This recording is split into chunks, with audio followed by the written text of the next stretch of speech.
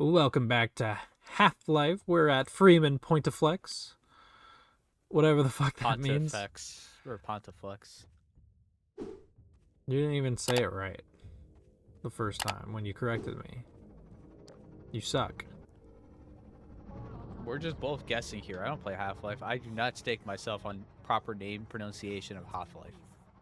Yes, and they carry a visor still in Good start. Alright, well now we're getting the lore dump on the Sha'ulathoi, which are the advisors. They're just baby advisors, I guess. Explain it to me faster than what these characters are, because I'm not paying attention to them. Okay, so at the end of Half-Life 2, episode 2, when we were blowing up the Citadel and stuff, we saw a bunch of those big pod things, and we were getting like really trippy freaking visuals on the screen when they happened. Those were the Sha'ulathoi babies, and they grow up to basically be the Combine advisors, and they're basically these big green blob things with some Combine accessories that allow them to levitate and float all over and communicate, I guess, and whatever. And they're really powerful. They just have extremely powerful psychic powers. Way to go, Dion. Great way to describe that. But yeah, they're in control of all the Combine. They're probably some other race that existed in the universe that got taken over by the Combine or whatever. It's either that or they created the Combine. I don't know. They don't really explain it. It's okay if your mind is in the gutter right now. We were just talking about Doctor Who. That is true. That's enough to... Talking about Doctor Who's enough to fry anyone's brain. Yes. This is actually the Doctor's origin story. He started off as a human scientist on Earth. But then... That was his evolution, is he went from not saying a single word to not shutting the hell up. Yep. He as a human, he couldn't speak, but he became a Time Lord, and then he never shut the fuck up. Was it so hard to switch to the gravity gun? No, but like I just don't care. There's ammo all over the place, so who cares? Oh, now you switch. Shaking my head. Okay. Do you want me to switch or do you not want me to switch? What's the problem? I want you to switch. How did? What? You just complained that I switched. Oh, I said now you switch because I'm complaining that you're just inconsistent. Okay. Only switch. But if you're not gonna switch, then don't ever switch. So to explain what's happening in the video game, because I'm being berated, the antlion guard that we were avoiding before is very angry with us. And I can't imagine why. And we gotta kill it, because Mr. Vortigaunt said if it inhibits our progress, we'll have no choice but to kill it. I think he just wanted to kill it.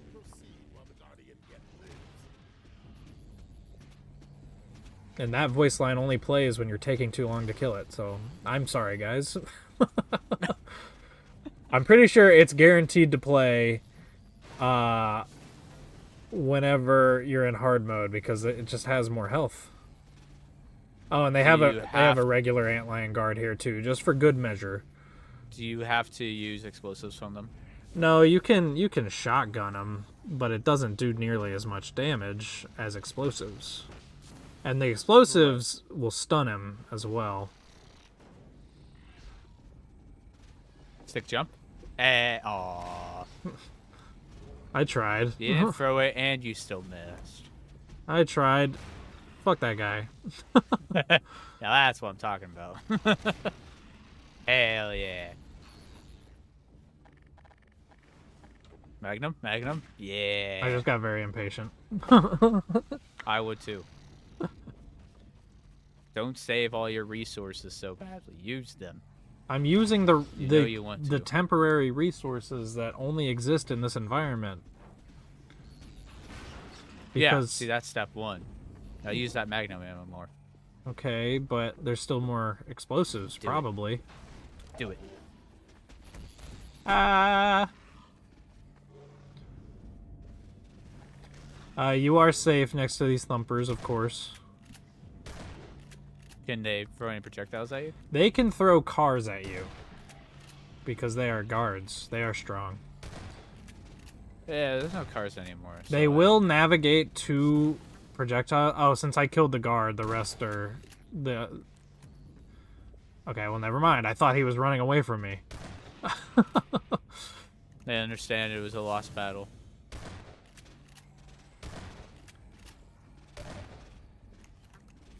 I kind of like the. I don't know, like what you would call it. How did that barrel not blow up? My goodness. It was behind him. I don't know what you'd call it, but I like the fact that in this world that we live in the Half-Life universe, because everything is now full of aliens and stuff, we kind of gotta, like, deal with, the alien races with the technology of our captors, the Combine, because these thumpers only exist because the Combine made them and put them all over the place to combat Post-invasion lions. science fiction? I guess, yeah. I just like that concept of needing to use the like we wouldn't be able to even exist without the technology of the captors that are keeping us here and slowly killing us off. It's a poor example because it's bad, but the second Independence Day movie does something similar to that. I don't think I've ever seen the second Independence Day movie. Don't. It's not good. Really bad. But essentially, the alien fleet like comes back in full force. But Earth, when they go to fight them, has started to utilize technology from the first invasion. Gotcha. It's not good. Well, you know, speaking of movies, it's a very high possibility that we might actually get a Portal or Half-Life movie at some point. Made by the guy who made the Backrooms movie, which would actually be a pretty cool crossover, I guess you could say.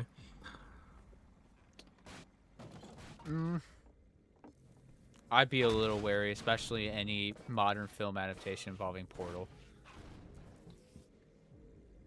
Because, like, yeah, I could see anybody Minecraft scriptifying, like, any of the lines in Portal.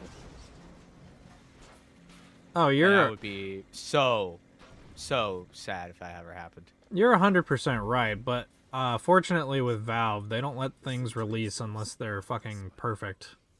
So if the movie is bad in their eyes, they will not let it come out, even if they I don't spend know. They millions did of release dollars on it. Half-Life 2. Yeah, and it's a wonderful game.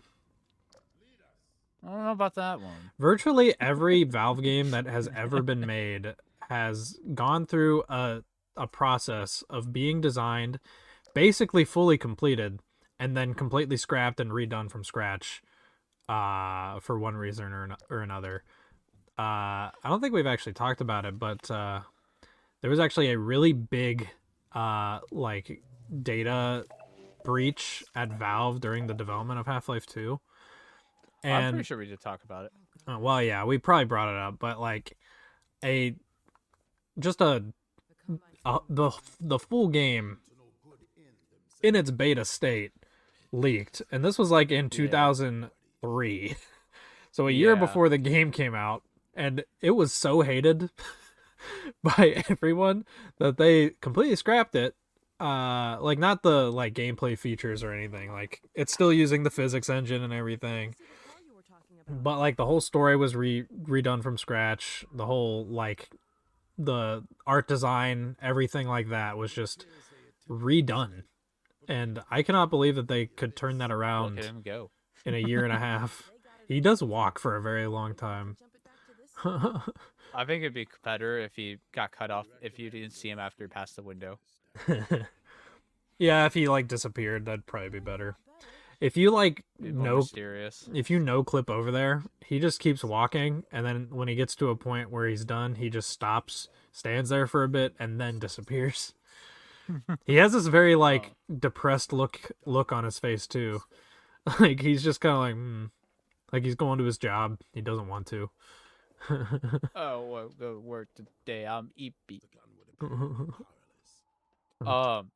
So over this weekend, I was reading like a lot of development history of the RE engine because I just played RE7 for the first time.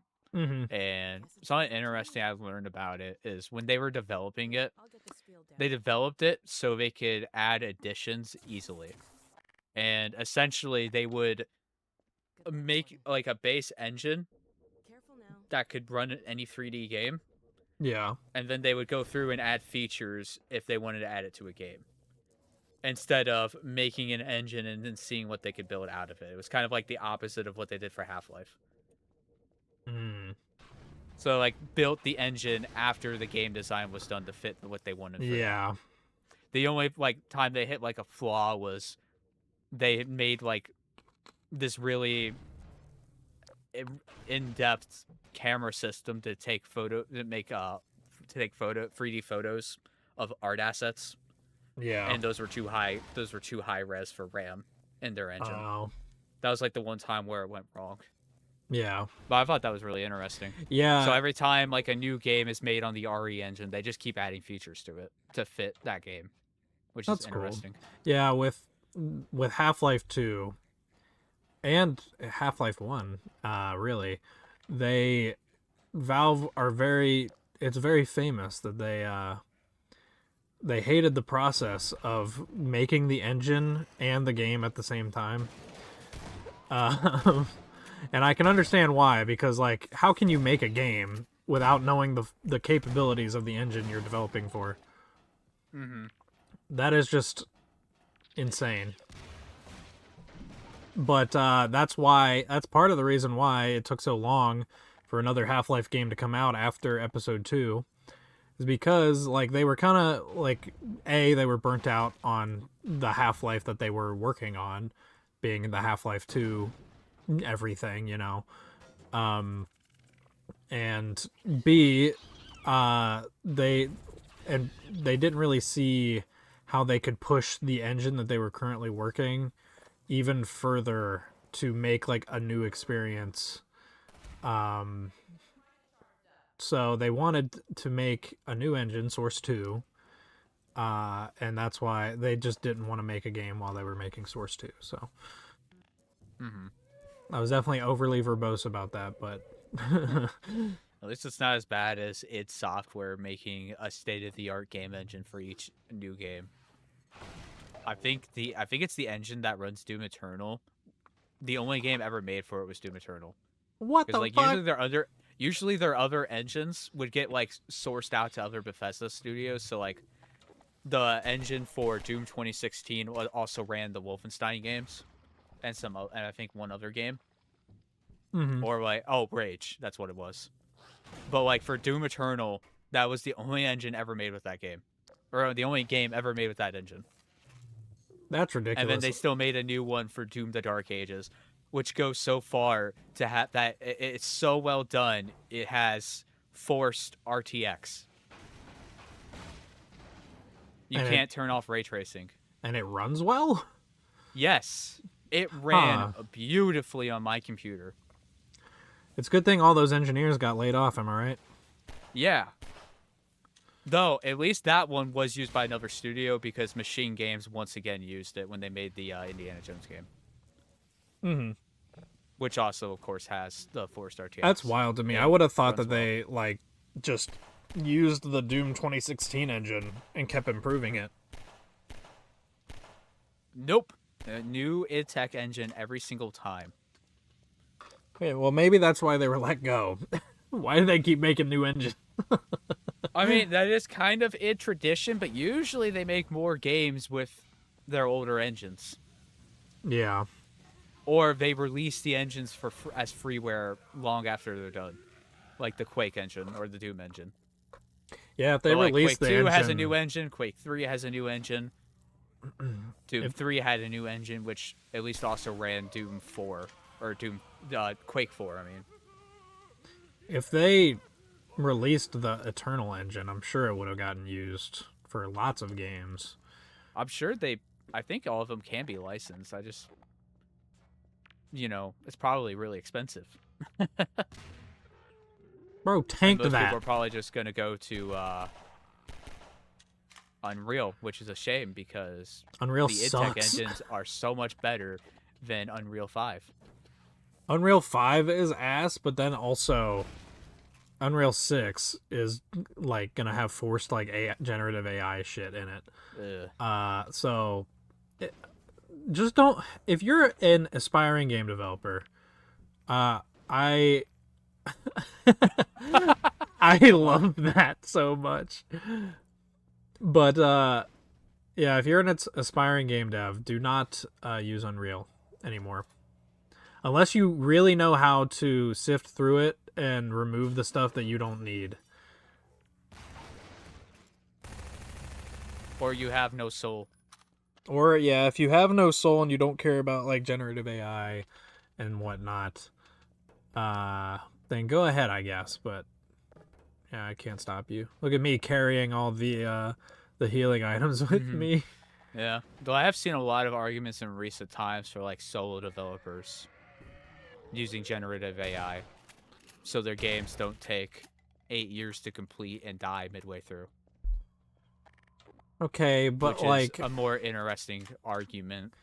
that, I will But say that is a more interesting argument. But if your game is taking that long and you're an indie dev, specifically a solo dev, even, you probably have a problem with your scope. it feels like most indie games do that anyways. Yeah, but like, okay, my favorite example of an indie game dev is Lake Feppard, because Right. he's basically, well, not basically, he is a solo dev. Yeah, The only thing he ever 100%. gets help with is music. And even then, he makes a lot of the music himself too. Yeah. His music tracks are wonderful that he gets done. He's, May I add. yeah, they are. He just The released a Spark 1 game. soundtrack was so good. It is. It's amazing. He just released a game called XF, Extreme Formula. That's the racing game, right? Yeah, and Okay. it's freaking amazing. Took him 4 years to make after Spark 3, which also took him like no time.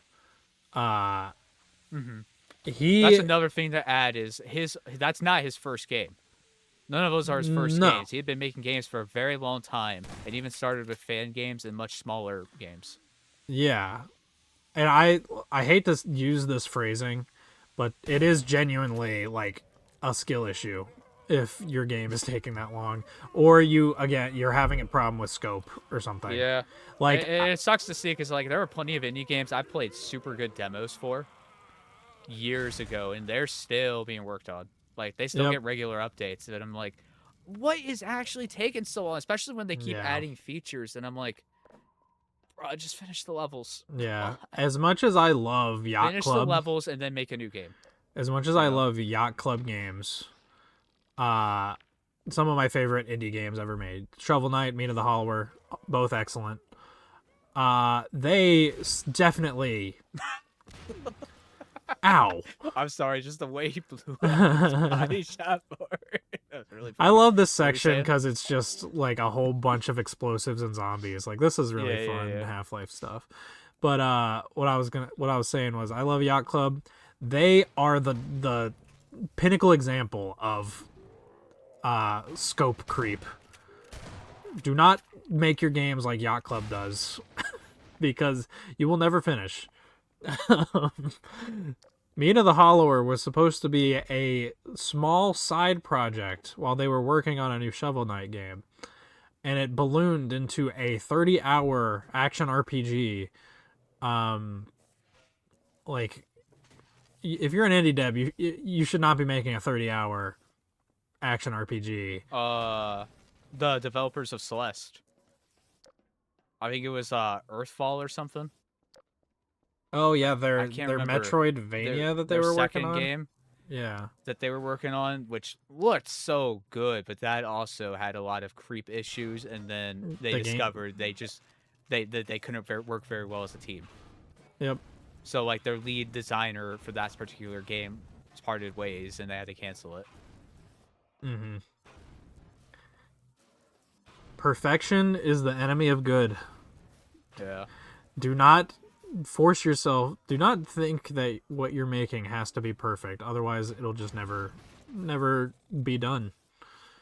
And So I like playing small 1 to 2 hour indie game experiences yeah. where it's like I know this was probably made in a reasonable amount of time, Yep. and it's really imaginative. Now, this doesn't say that we hate any of these indie games as well. I should probably add that. Oh, It's absolutely just not. a problem that hurts a lot of development cycles and probably balloons cost and probably burns out a lot of people and passion. Yep. Because when you're creatively attached to stuff, like when you're on it for a while, you're gonna start to hate it. Yeah. Or yeah, like if you keep having like these great new ideas and stuff, write them down, you know. Don't get your hopes up that you can include every single idea that you think of in the game, because it's not going to happen. You're not going to be able to make the absolute best game you could ever imagine, no matter what you're doing. Yeah, I swear it feels like for some of these games, especially a lot of the 2D platformers, it feels like they are making entire levels, fully completing them, and then moving to the next. And midway through that next level, they figure out a new feature that they need to take time to R&D, implement, and then probably put it into every other level. Yep. And then go back to the level they were working. And that's a whole cycle of freaking play testing and like, you know, feedback loop, everything like that's a lot to add a feature to a video game. Is a lot of work, unless you're just not playtesting it, which is a lot of indie devs don't do, because like who unless you're doing it for free with like random people on Discord or whatever. You know who has it the worst on these features? What? Fan games. Yeah, I agree, because those aren't even gonna make money. Yep, they're just passion and projects. The developers just go so crazy on them. Like, as much as I love it, PO6 has a massive issue with this. Yeah. You know, where I think he has gone full in on scope creeping. Yeah. I will say, saying that he was going to cut out like the campaign and story. Yeah. Mode. I will say obviously he's doing something because nothing's come out yet. Yeah. Sorry. No, you're fine. You're fine. I was trying to interrupt you and it wasn't successful. But I will say with fan games, I'm more okay with it, because it's like, this is their passion project. They're working on this in their free time. They can do whatever the fuck they want with it. You know, if you're trying to do something to make money, you cannot do that. Like, I'm sorry. It's just improbable or impractical, I guess. Oh, he did it. He did it. Hey. Who put him there? Actually, you know what? He probably did. He blocked himself up as he was down. Yeah, he had the head crab on him. He like felt his way to that spot, locked himself in. What a hero! And then he gets sawed in half by my gravity gun saw blade combo. What a way to go! What were we talking about originally? I don't even remember.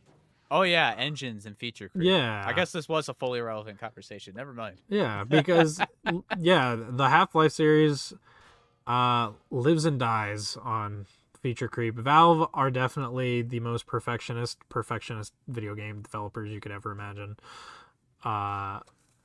Especially like the old guard at Valve, the people that have been there since Half-Life 1. They like, if you ever read Raising the Bar for Half-Life 2, which is just a book with a bunch of interviews from the devs talking about the development of Half-Life 2. And that was released at the same time as Half-Life 2, so they didn't know how well the game did. Gabe himself was like, talking in that book about how it's not fair that the people reading this already know how the game turned out. Mm-hmm. And yeah, he was like, at Valve at a certain point we just have to like just be like, okay, it's done, because otherwise we'll never get done. And it's just a fact of life. You can't be perfect. Art is never done. Just release the damn thing. Yep. But don't go back and change it a ton. Please stop doing that. Yeah, like as much as Half-Life 2's beta was hated when it was leaked, causing them to change course entirely on that, there is a huge contingent of Half-Life fans that are like making beta restoration mods and like doing a whole bunch of crazy stuff with that concept of like, what would it be like if the beta released, And it's like, I imagine if they had released Half-Life 2 as it was in that beta state. I can feel your pain there. Yeah. But yeah, I could imagine if Valve released Half-Life 2 as it was in that beta state, probably would have been a very beloved game still. Like, I'm sure it was still good, but because it had so much backlash at the time and criticism, Valve were like, nope, nope, nope. Completely shift gears entirely. Mm-hmm. Which is a shame, but like I can't complain. I really love Half-Life 2 as we got it, Yeah. Can we stop leaking stuff, guys, please? Please. I hate leaks so much. They ruin the excitement of everything. We were talking about this before with like the Ocarina of Time remake. Oh yeah. So annoyed. I'm so annoyed with that. Especially when it's just an announcement, which is Yeah. cool. But if it's leaked, then that is literally just all it is. It took the entire excitement that announcement could have had just out of the equation. Because it's like, yeah, before they announced it, they were like, oh yeah, there's going to be a Zelda Ocarina of Time remake, and then they announce it, and they just say there's going to be a Zelda Ocarina of Time remake.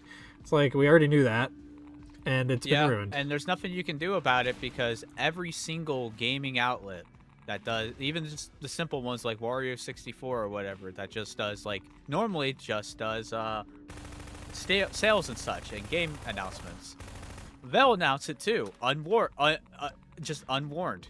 They'll just say, oh hey, this leaked today. Yep. Just throw it right there in your face. And I'm like, guy, come on. I thought we were supposed to learn from when Attack on Titan final season was airing. Yeah. When the spoilers for that show were just literally on the front page of Twitter when you opened it. Honestly, I think, like, not to sound like a mega fucking boomer or whatever, but I think just modern social media and how everything's about, clicks and views and everything has just completely ruined any amount of journalism. Yes. Ow. Ow. My body hurts. They're using the splodies on me now. Oh, thank God. Explosives. Yes, game journalism is dead. Game journalism's dead. Like, journalism on any media you could think of, really, is dead. Well, especially because now you're just stuck with the existential dread of, am I reading an AI article? That is true. Because cat's out of the bag, you just can't trust it now. Yep. And, like, sure, you can make the argument that, like, AI has a lot of broken arguments now, and that it will get fixed later. But it's still just one of those things where, like, at what field is it going to stop at? How many fields is it just going to destroy? Because it's like, what's the point? Well, I'm also just like, any creative outlet. Why do I care what a computer that is designed to just jumble up a bunch of data and spit it back out at you in a somewhat coherent way? Why do I care what that is saying over, like, someone who actually is thinking and breathing and came up with the thought themselves, I don't know. Mm-hmm. Like, I just don't get AI whatsoever. It's bad for the environment. It's bad for your brain. It's bad for everything, apparently. It's ruining my hobby, which is gaming. You know it's bad when the freaking Pope of all people is going after it too. Dude, yeah. Which is something. New Pope got me rethinking my spirituality and shit. He's just says stuff that makes sense. Conversion time. Yeah. Yeah, I don't know. I didn't think we'd get into an AI discussion today, but you know what? I'm all for shitting on AI. So,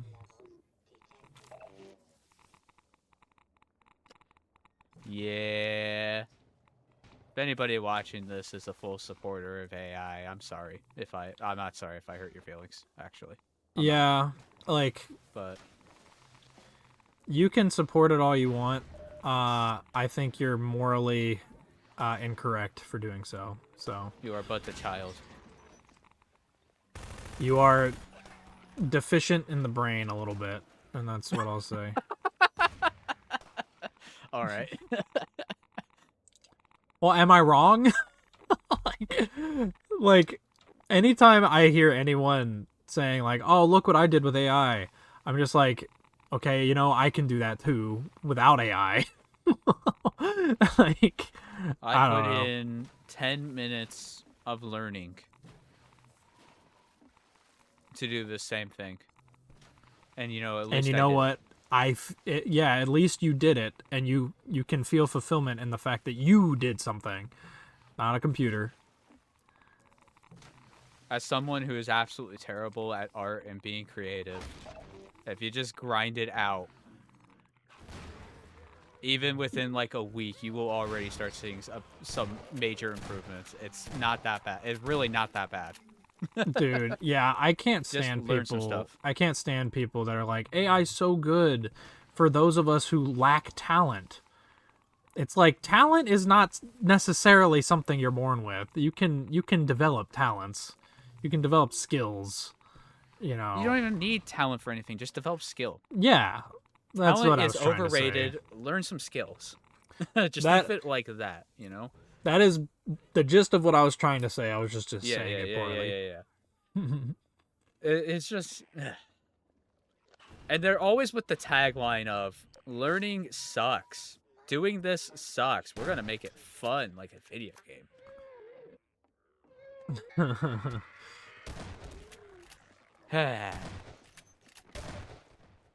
I hate tech bros. Thank you, Alex.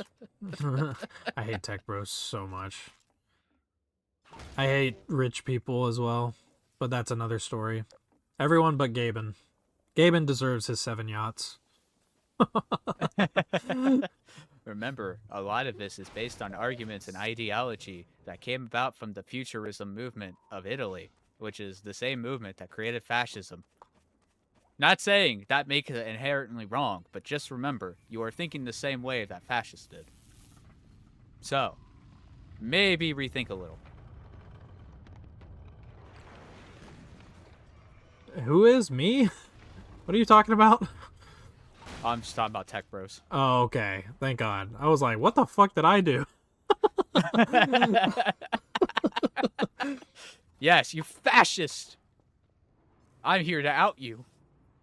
See, you can say that people are thinking like fascists all you want nowadays. They'll watch a fucking Hitler They'll just speech and double be down. like, yeah, they'll watch a Hitler speech that's translated in English, probably very just think poorly, and then I be just like, think you he know had what? good He's ideas." actually making a lot of sense to me because he says like all the same things that like Trump says or something. Yeah, Battery talks about old school values. They have an entire vehicle there just to Nope. get you up to this bridge. We have to get the vehicle to the other side, but the bridge just collapsed, so we gotta figure out what we can do to get the car over here. I think I would all have 4. Well, you see, remember how you were talking about seesaw puzzles? All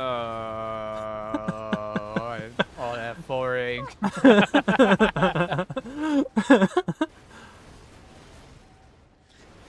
I'm sorry. When I play like an action game, even if from the beginning it's supposed to be like kind of oriented with puzzles and such, like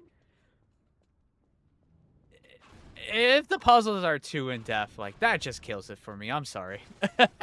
Yes, it's a skill issue. Yes, it's entirely on me. Okay, but like the puzzles are not in depth in Half-Life. They are to me. This is also funny to me because it's like a seesaw puzzle on a scale hitherto unthinkable. I would be on this for so long. Oh my goodness. You just had to push the cars off. That's all you had to do. Yeah, but first you gotta figure out you can push the cars off. You've been able to do that since Half-Life 2 episode, or not Half-Life 2 episode, just Half-Life 2, because you have who to. you're talking to. You have to progress at one point with the vehicle, unless you just got out of the car. Cars, but I wouldn't think about lowering the bridge by pushing the cars off because I don't think my boost ran out. You should have ended the part there. You're right. Perfect. You're right. You're 100% right. I should have. Man, I suck. It's okay. You can't all be me. Especially since next part is like shorter. Oh well. We're here for another 2 minutes. It is what it is. We can talk about more random stuff that's not about Half-Life. As much as you say you hate this game, for it making you think, this is the first game that I ever played that I had to think at all when playing. So, like the puzzle, especially because no other game uses physics objects to this degree. So I don't know. I really like this kind of gameplay. No one else really does it. Unironically, the closest thing to Half-Life 2 is Silver the Hedgehog in Sonic 06. Yeah. Well, it's like it's not. It's not so much that it's just puzzles that get me, because like obviously I played Portal just fine. With actual puzzles. Yeah, it's the physics sandboxy type stuff. Anything that's sandboxy is usually what gets me. Because like, I'm terrible with experimentation. Like I play Tears of the Kingdom, and everybody says you can just fly over everything in that game. But I struggle just to do like anything in that game because I just don't experiment with it. I mean, fair enough. It's just not how I play those kinds of games. I'm terrible at sandboxes. I'm just not really a fan of them. You're right. I completely forgot. 100% like a skill issue because I'm purposefully not engaging with the mechanics. Like that's 100% on me. Yeah.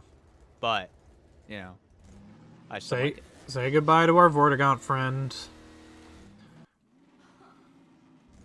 Well, hopefully he doesn't die instantly.